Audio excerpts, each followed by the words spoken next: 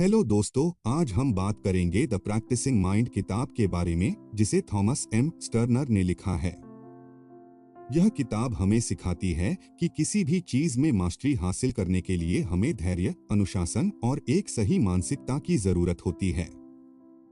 अगर आपने कभी सोचा है कि क्यों कुछ लोग आसानी से किसी भी स्किल में एक्सपर्ट बन जाते हैं, जबकि दूसरे लोग जल्दी हार मान लेते हैं, तो यह किताब आपके लिए है। बुक्स पल्स में आपका स्वागत है। आइए इस किताब के अध्यायों को समझते हैं। Chapter 1, a new way to think. इस अध्याय में लेखक बताते हैं कि सफलता सिर्फ मंजिल तक पहुंचने में नहीं, बल्कि उस सफर का आनंद लेने में है। अक्सर हम अपने लक्ष्यों को हासिल करने की इतनी जल्दी में रहते हैं कि प्रक्रिया का महत्व भूल जाते हैं। जब हम सिर्फ परिणाम पर ध्यान केंद्रित करते हैं, तो हम जल्दी थक जाते हैं और निराश भी हो सकते हैं, क्योंकि हमारा ध्यान सिर्फ उस चीज पर होता है जो अभी हमारे पास नहीं है। लेकिन अगर हम हर छोटे कदम को पूरी तरह अनुभव करें और उसे एक सीखने की प्रक्रिया के रूप में अपनाएं, तो हम बिना तनाव के बेहतर प्रदर्शन कर सकते हैं। लेखक एक उदाहरण देते हैं। मान लीजिए कि आप कोई नया कौशल सीखना चाहते हैं, जैसे पियानो बजाना या कोई नई भाषा सीखना। अगर आप हर समय केवल यह सोचेंगे कि कब आप इसमें माहिर बनेंगे, तो आप हर छोटी गलती से परेशान होंगे और खुद पर संदेह करेंगे। लेकिन अगर आप हर दिन प्रैक्टिस करने की प्रक्रिया का आनंद लेंगे और यह देखेंगे कि आप धीरे धीरे कैसे बेहतर हो रहे हैं, तो यह सफर आपके लिए आसान और आनंददायक बन जाएगा। यहाँ लेखक एक महत्वपूर्ण अवधारणा बताते हैं, माइंडफुलनेस, यानी पूरी तरह से वर्तमान में रहना। जब हम किसी भी कार्य को पूरी तरह से जागरूक होकर करते हैं, तो हम ज्यादा कुशल हो जाते हैं। जब हमारा ध्यान भटकता नहीं है और हम सिर्फ उस कार्य में लीन होते हैं, तो न सिर्फ हमारी परफॉर्मेंस बेहतर होती है, बल्कि हम उस कार्य को करने में ज्यादा आनंद भी महसूस करते हैं। इसके अलावा लेखक बताते हैं कि जब हम प्रक्रिया पर ध्यान देते हैं, तो हमारी पेशेंस और फोकस भी बढ़ती है। उदाहरण के लिए, एक मूर्तिकार जब किसी पत्थर को तराशता है, तो वह तुरंत उसकी अंतिम आकृति पर ध्यान नहीं देता, बल्कि वह छोटे छोटे हिस्सों को तराशने पर ध्यान देता है। अगर वह सिर्फ अंतिम मूर्ति की चिंता करेगा, तो उसे यह काम बोझ लगने लगेगा। लेकिन जब वह हर स्ट्रोक को एक कला की तरह देखता है, तो यह प्रक्रिया भी उसके लिए आनंददायक बन जाती है। असल में सफलता का असली रहस्य यह नहीं है कि आप कितनी जल्दी लक्ष्य तक पहुंचते हैं, बल्कि यह है कि आप सफर को किस नजरिए से देखते हैं। अगर आप हर छोटे सुधार को एंजॉय करते हैं और प्रक्रिया को स्वीकार करते हैं, तो आप अपने लक्ष्य तक ज्यादा मजबूती और आत्मविश्वास के साथ पहुंचेंगे। यही लेखक हमें इस अध्याय में सिखाने की कोशिश करते हैं। Chapter 2, the problem with trying harder. क्या आपने कभी ऐसा महसूस किया है कि जितना ज्यादा आप मेहनत करते हैं, उतना ही ज्यादा आप फेल होते जाते हैं? ऐसा क्यों होता है? हम अक्सर सोचते हैं कि अगर हम किसी चीज में सफल नहीं हो रहे हैं, तो हमें और ज्यादा मेहनत करने की जरूरत है। लेकिन कई बार ज्यादा जोर लगाने से हमारी परफॉर्मेंस और भी खराब हो जाती है। लेखक इस अध्याय में समझाते हैं कि क्यों harder is not always better, यानी ज्यादा मेहनत करना हमेशा फायदेमंद नहीं होता। लेखक बताते हैं कि जब हम किसी कार्य को बहुत ज्यादा तनाव और दबाव के साथ करने की कोशिश करते हैं, तो हमारा मन बहुत ज्यादा तनावग्रस्त हो जाता है। इससे हमारा ध्यान भटकने लगता है और हम उस काम को सहजता से नहीं कर पाते। उदाहरण के लिए, अगर कोई व्यक्ति पहली बार कार चलाना सीख रहा है और बहुत ज्यादा तनाव में है, तो वह बार बार गलतियां करेगा। उसका शरीर कड़ा हो जाएगा, उसका ध्यान सिर्फ गलती न करने पर रहेगा और वह गियर बदलते समय भी घबरा सकता है। लेकिन जब वही व्यक्ति रिलैक्स होकर कार चलाना सीखता है, तो उसकी परफॉर्मेंस अपने आप बेहतर हो जाती है। इसी तरह लेखक कहते हैं कि अगर कोई खिलाड़ी खेल के दौरान सिर्फ जीतने के बारे में सोचता रहेगा और खुद पर बहुत ज्यादा दबाव डालेगा, तो वह अपने स्वाभाविक खेल को भूल जाएगा। उसका दिमाग बार बार असफलता की आशंका से भरा रहेगा, जिससे उसकी परफॉर्मेंस गिरने लगेगी। यही कारण है कि बड़े खिलाड़ी केवल परिणाम पर नहीं, बल्कि प्रक्रिया पर ध्यान देते हैं। लेखक बताते हैं कि हमें किसी भी कार्य को पूरी तरह से रिलैक्स्ड स्टेट ऑफ माइंड में रहकर करना चाहिए। जब हम शांत और संतुलित मन से अभ्यास करते हैं, तो हमारी एकाग्रता बेहतर होती है, हम कम गलतियां करते हैं और अपने कार्य में ज्यादा आनंद महसूस करते हैं। एक महत्वपूर्ण बात जो लेखक इस अध्याय में बताते हैं, वह यह है कि ओवर एफर्ट और राइट एफर्ट में अंतर होता है। जब हम बहुत ज्यादा कोशिश करने के बजाय सही तरीके से अभ्यास करते हैं, तो हम तेजी से सुधार कर सकते हैं।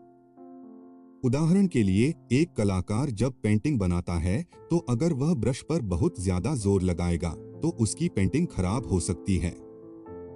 लेकिन जब वह सहजता से ब्रश चलाएगा और अपनी कला की प्रक्रिया का आनंद लेगा, तो उसका काम अधिक सुंदर और प्रभावी होगा।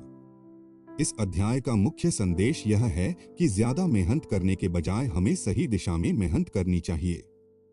हमें अपने दिमाग को शांत रखना चाहिए, आत्मविश्वास बनाए रखना चाहिए और प्रक्रिया का आनंद लेना चाहिए। जब हम ज्यादा तनाव में रहते हैं, तो हम अपनी पूरी क्षमता का उपयोग नहीं कर पाते, लेकिन जब हम सहज और आत्मविश्वास से भरे होते हैं, तो हम किसी भी कार्य में उत्कृष्टता प्राप्त कर सकते हैं। Chapter 3, it's how you look at it. क्या कभी आपने गौर किया है कि एक ही परिस्थिति अलग अलग लोगों के लिए अलग मायने रखती है? ऐसा क्यों होता है? इसका जवाब है परसेप्शन।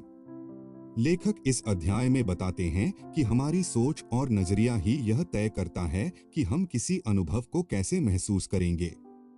अक्सर हम सोचते हैं कि परिस्थितियां हमें खुश या दुखी बनाती हैं, लेकिन असल में यह हमारा नजरिया होता है जो हमें सुख या दुख का अनुभव कराता है। उदाहरण के लिए, मान लीजिए दो लोगों को एक ही ऑफिस में एक जैसा काम दिया जाता है।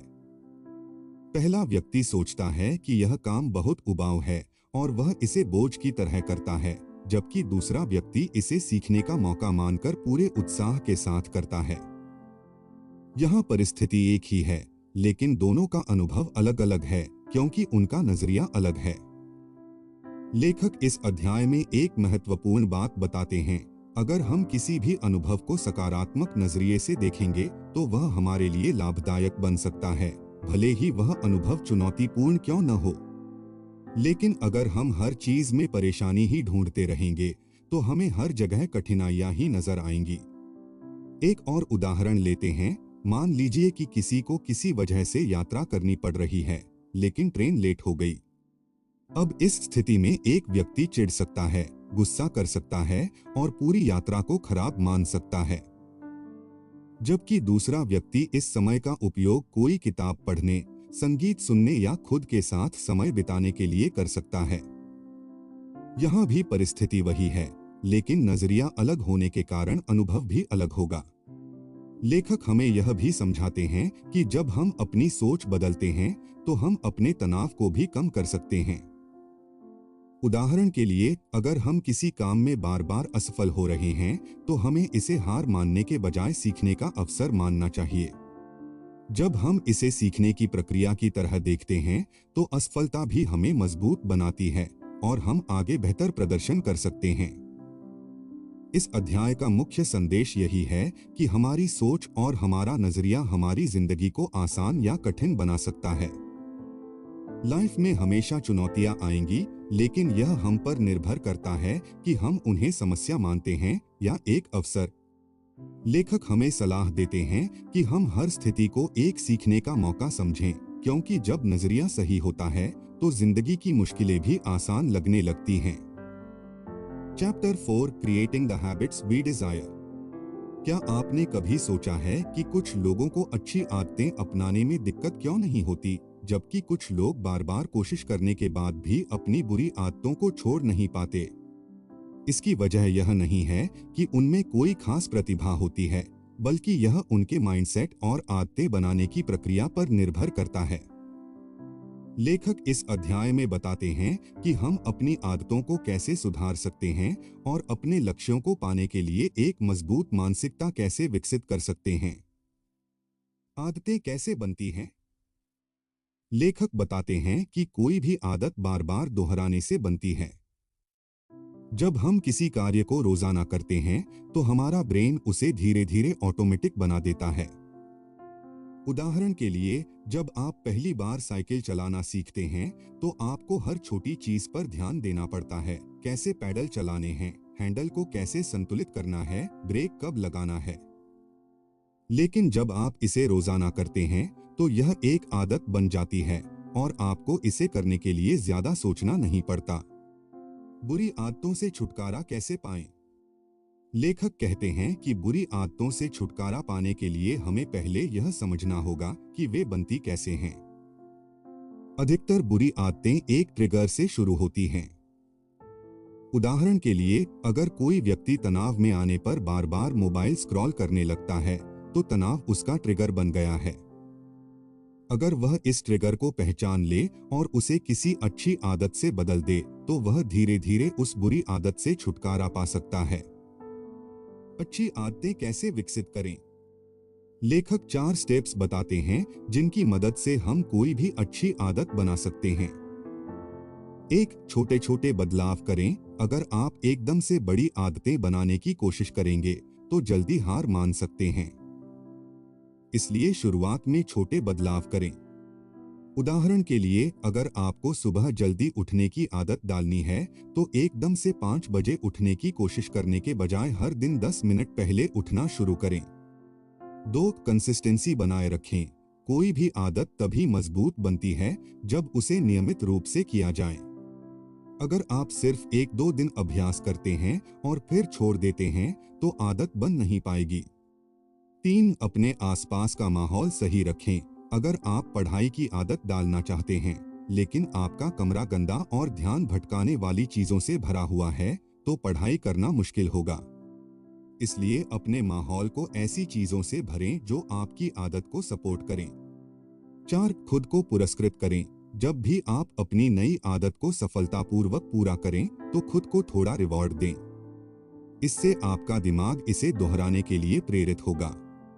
इस अध्याय का मुख्य संदेश यही है कि आदतें सिर्फ इच्छा से नहीं बदलती बल्कि सही तरीके और निरंतर अभ्यास से बनती हैं। अगर हम अपनी आदतों को नियंत्रित करना सीख लें तो हम अपनी जिंदगी को भी नियंत्रित कर सकते हैं।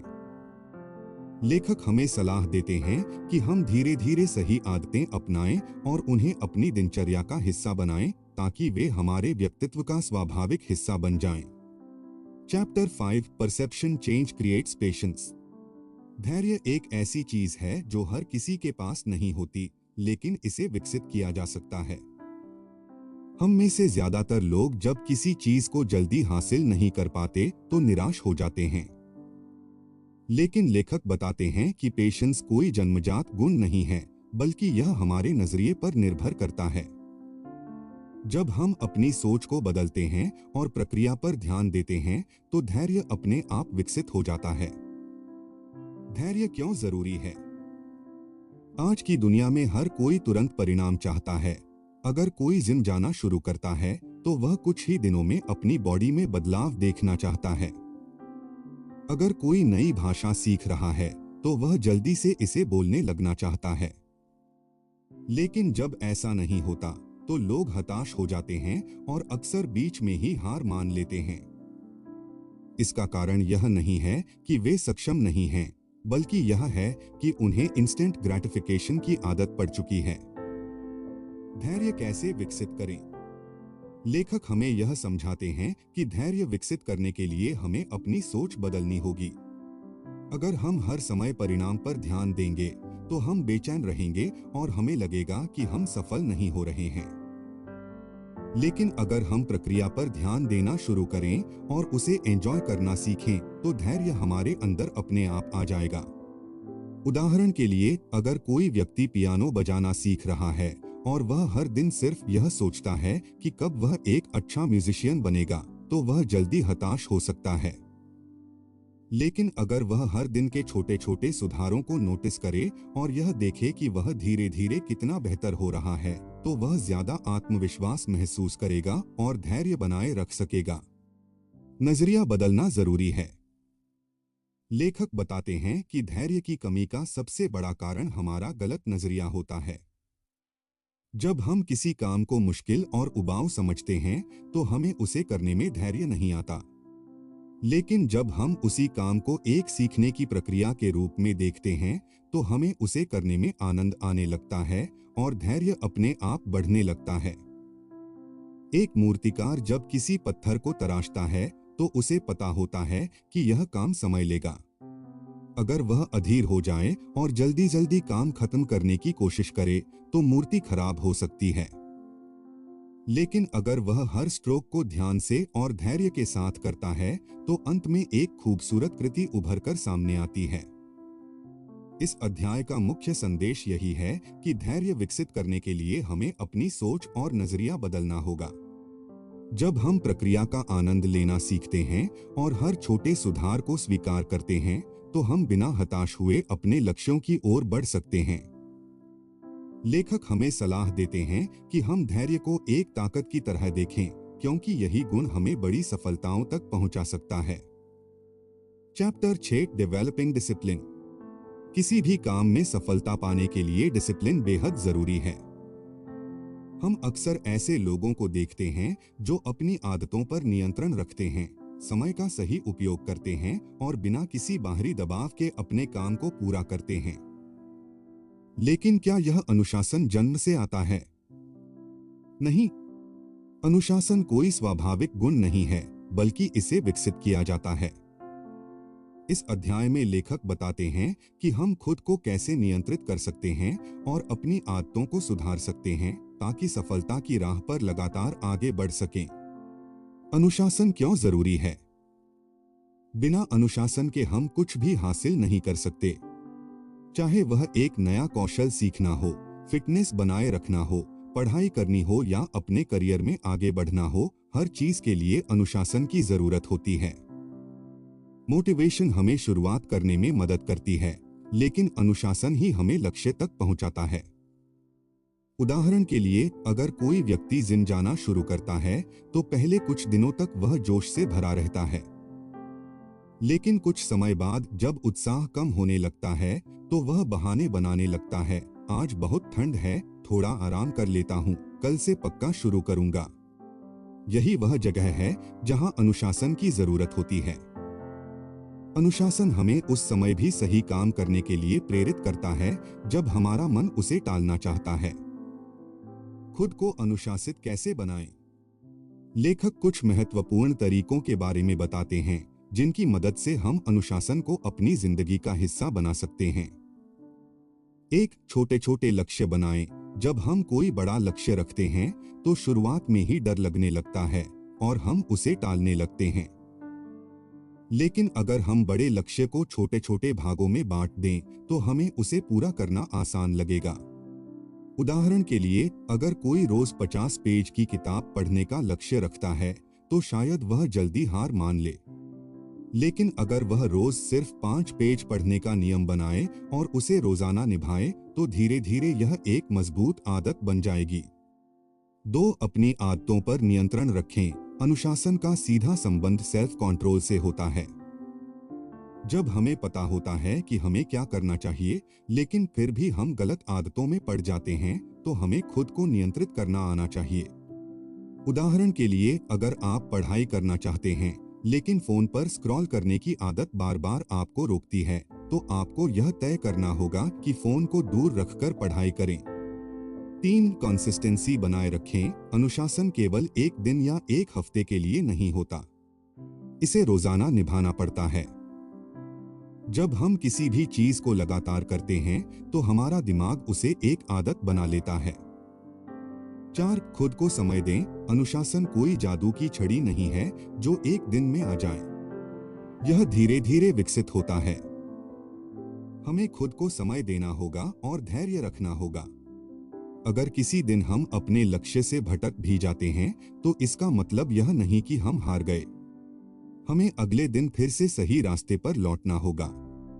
इस अध्याय का मुख्य संदेश यह है कि अनुशासन ही असली ताकत है।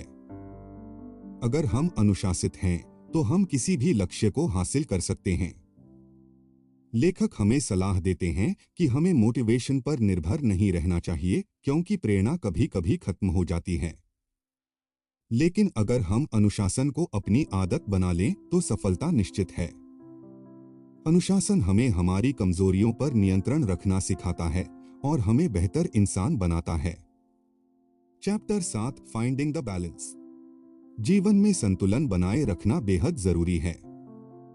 अगर हमारा ध्यान सिर्फ लक्ष्य पर होता है तो हम सफर का आनंद नहीं ले पाते, और अगर हम सिर्फ सफर पर ध्यान देते हैं तो हम अपने लक्ष्य तक नहीं पहुंचते।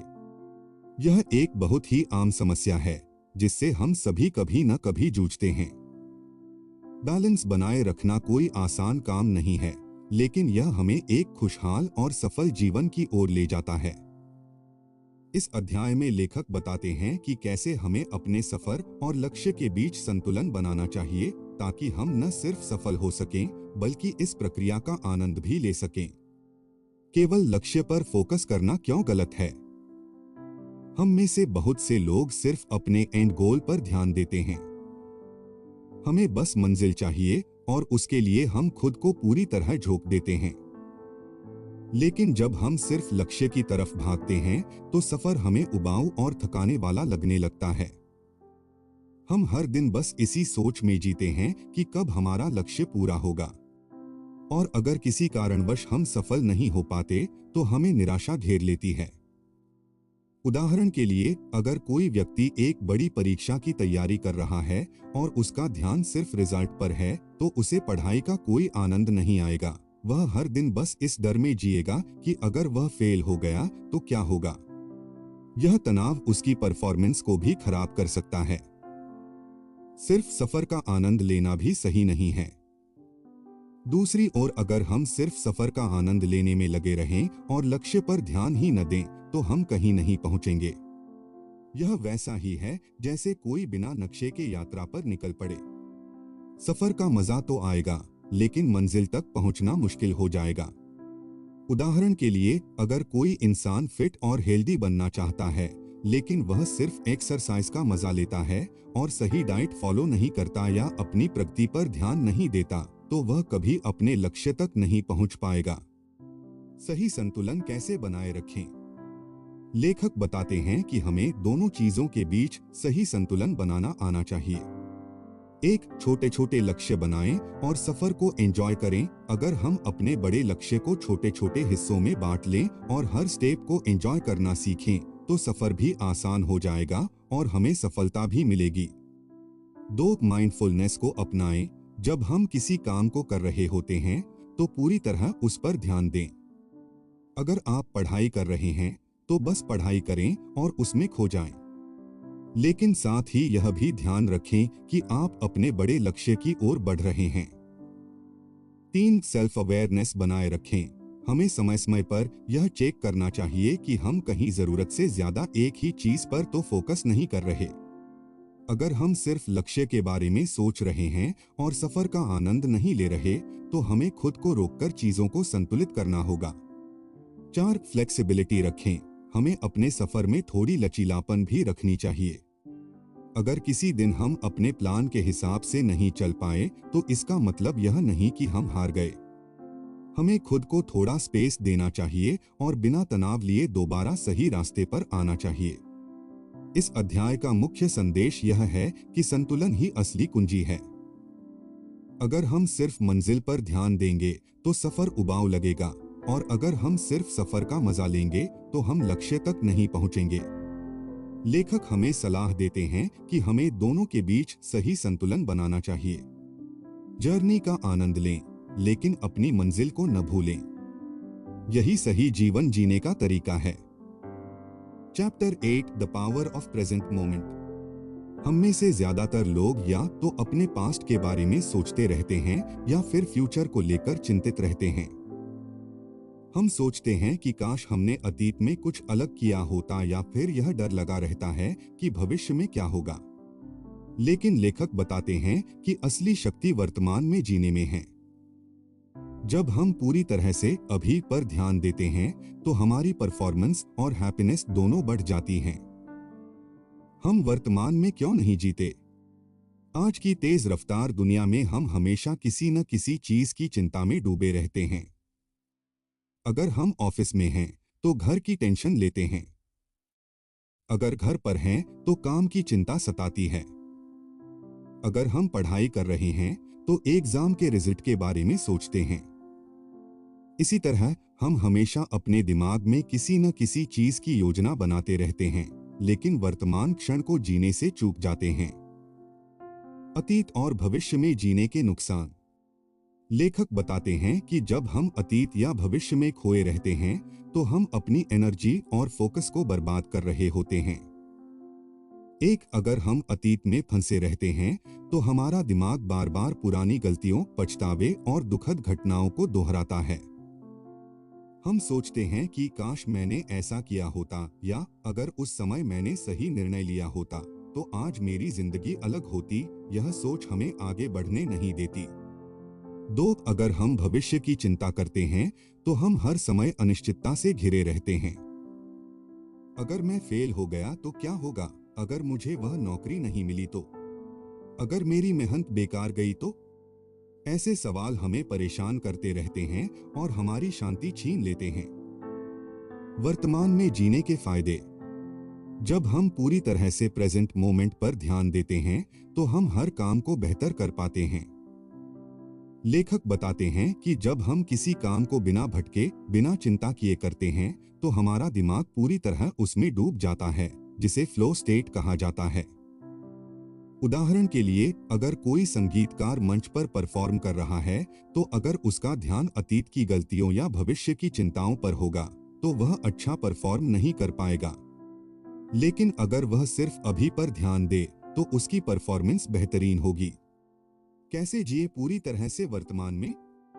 लेखक कुछ आसान तरीके बताते हैं जिनकी मदद से हम खुद को वर्तमान में जीने की आदत डाल सकते हैं। जो भी कर रहे हैं उसमें पूरी तरह डूब जाएं, चाहे आप खा रहे हों, पढ़ाई कर रहे हों, किसी से बात कर रहे हों या कोई दूसरा काम कर रहे हों, उसमें अपना पूरा ध्यान लगाएं। जब आप पूरे मन से कोई काम करेंगे तो आपका दिमाग इधर-उधर नहीं भटकेगा। ब्रीदिंग पर ध्यान दें। जब भी आपको लगे कि आपका दिमाग भटक रहा है तो कुछ सेकंड के लिए अपनी सांसों को महसूस करें। यह आपको तुरंत वर्तमान में वापस ले आएगा। मल्टीटास्किंग करने से बचें। जब हम एक साथ कई काम करने की कोशिश करते हैं तो हमारा ध्यान पूरी तरह किसी एक चीज पर नहीं होता। इससे न तो हम सही से काम कर पाते हैं और न ही उसका आनंद ले पाते हैं। छोटी छोटी चीजों की सराहना करें। हम अक्सर बड़ी चीजों में खुशी ढूंढते हैं, लेकिन असली आनंद छोटी चीजों में छिपा होता है। एक अच्छी चाय की चुस्की, सूरज की रोशनी, हवा का हल्का झोंका, किसी अपने के साथ बिताया गया अच्छा समय। जब हम इन पलों को महसूस करना सीख जाते हैं तो जीवन ज्यादा खूबसूरत लगने लगता है। इस अध्याय का मुख्य संदेश यह है कि खुश रहने और सफल होने का असली तरीका वर्तमान में जीना है। अतीत को बदला नहीं जा सकता और भविष्य पूरी तरह हमारे हाथ में नहीं है, लेकिन वर्तमान पर हमारा पूरा नियंत्रण है। लेखक हमें सलाह देते हैं कि हमें हर पल को पूरी तरह से जीना चाहिए, क्योंकि यही वह क्षण है जहां असली शक्ति छिपी है। अगर हम अभी में जीना सीख जाएं, तो हमारी जिंदगी सच में बदल सकती है। Chapter 9, practice in everyday life. हम अक्सर सोचते हैं कि प्रैक्टिस सिर्फ किसी खास स्किल या टैलेंट को निखारने के लिए जरूरी होती है, जैसे कि संगीत, खेल, लेखन या किसी प्रोफेशनल स्किल के लिए। लेकिन लेखक बताते हैं कि प्रैक्टिस सिर्फ एक स्किल तक सीमित नहीं होनी चाहिए, बल्कि इसे हमारी रोजमर्रा की जिंदगी का हिस्सा बनाना चाहिए। हमारी रोजमर्रा की जिंदगी में प्रैक्टिस क्यों जरूरी है? हम सभी चाहते हैं कि हमारा जीवन बेहतर हो, लेकिन इसके लिए हमें अपने अंदर अच्छी आदतें विकसित करनी होती हैं। छोटी छोटी चीजों में भी अगर हम अभ्यास की मानसिकता अपनाएं, तो हम अपनी लाइफ को पूरी तरह बदल सकते हैं। लेखक कहते हैं कि प्रैक्टिस सिर्फ एक एक्शन नहीं, बल्कि एक माइंडसेट है। जब हम रोजमर्रा के छोटे छोटे कामों में भी पूरी सजगता और लगन के साथ अभ्यास करते हैं, तो हमारी सोच, आदतें और जीवन शैली में बड़ा बदलाव आ सकता है। कैसे करें रोजमर्रा की जिंदगी में अभ्यास? लेखक हमें कुछ आसान लेकिन प्रभावी तरीके बताते हैं, जिनकी मदद से हम अपने रोजमर्रा के जीवन में प्रैक्टिस माइंडसेट को अपना सकते हैं। एक माइंडफुलनेस के साथ काम करें। चाहे आप ब्रश कर रहे हों, खाना बना रहे हों, गाड़ी चला रहे हों या कोई और साधारण काम कर रहे हों, उसे पूरी सजगता और ध्यान के साथ करें। जब हम हर छोटे काम को अच्छे से करने की कोशिश करते हैं, तो यह हमारे दिमाग को मजबूत बनाता है और हमें हर चीज में सुधार करने की प्रेरणा देता है। 2. कंसिस्टेंसी बनाए रखें। प्रैक्टिस का असली फायदा तभी मिलता है जब हम उसे लगातार करते हैं। कई लोग शुरू में बहुत जोश में होते हैं, लेकिन कुछ दिनों बाद छोड़ देते हैं। लेखक बताते हैं कि चाहे धीरे धीरे ही सही, लेकिन हमें निरंतर अभ्यास करते रहना चाहिए। 3. छोटी छोटी चीजों को बेहतर बनाने की कोशिश करें। हर दिन खुद से एक सवाल पूछें, आज मैं कौन सी एक छोटी चीज को बेहतर कर सकता हूं। हो सकता है कि आप अपनी लिखावट सुधार सकते हो, बोलने का तरीका बेहतर बना सकते हो या फिर रोजमर्रा के छोटे कामों में ज्यादा ध्यान दे सकते हो। 4. गलतियों से सीखें, लेकिन खुद पर ज्यादा दबाव न डालें। जब हम किसी चीज की प्रैक्टिस करते हैं, तो गलतियां होना स्वाभाविक है। लेखक हमें यह सिखाते हैं कि हमें अपनी गलतियों से सीखना चाहिए, लेकिन खुद को बेवजह परेशान नहीं करना चाहिए। हमें प्रोसेस का आनंद लेना चाहिए, न कि सिर्फ रिजल्ट की चिंता करनी चाहिए। 5. साधारण कामों को भी एक अवसर माने। लेखक कहते हैं कि हमें अपने डेली टास्क्स को भी एक अभ्यास की तरह देखना चाहिए। जैसे अगर हम किसी से बातचीत कर रहे हैं, तो हम इसे एक मौका मान सकते हैं कि हम अपनी कम्युनिकेशन स्किल्स को सुधारें। अगर हम कोई सामान उठा रहे हैं, तो हम अपनी बॉडी पोस्चर पर ध्यान दे सकते हैं। हर चीज में सुधार की मानसिकता अपनाएं। इस अध्याय का सबसे बड़ा संदेश यही है कि अगर हम अपनी रोजमर्रा की जिंदगी में छोटी छोटी चीजों में सुधार करने का अभ्यास करें, तो हम अपनी सोच, आदतों और जीवन शैली को पूरी तरह से बदल सकते हैं। लेखक हमें यह सिखाते हैं कि प्रैक्टिस का मतलब सिर्फ स्किल डेवलप करना नहीं है, बल्कि खुद को हर दिन थोड़ा बेहतर बनाना है। जब हम यह मानसिकता अपना लेते हैं, तो जीवन में हर चीज को लेकर हमारा नजरिया बदल जाता है। इस किताब से मुझे क्या सीखने को मिला?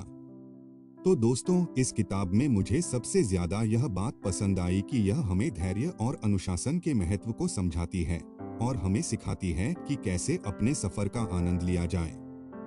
यह किताब बताती है कि सफलता का असली रहस्य सिर्फ परिणाम पर फोकस करने में नहीं, बल्कि हर दिन खुद को थोड़ा बेहतर बनाने की आदत डालने में है। अब आपकी बारी। आपको इस किताब में सबसे ज्यादा क्या पसंद आया? हमें कमेंट में जरूर बताएं। और अगली वीडियो में आप कौन सी किताब की समरी सुनना चाहेंगे, यह भी लिखें। आपकी राय हमारे लिए बहुत महत्वपूर्ण है। बुक्स पल्स को सुनने के लिए धन्यवाद।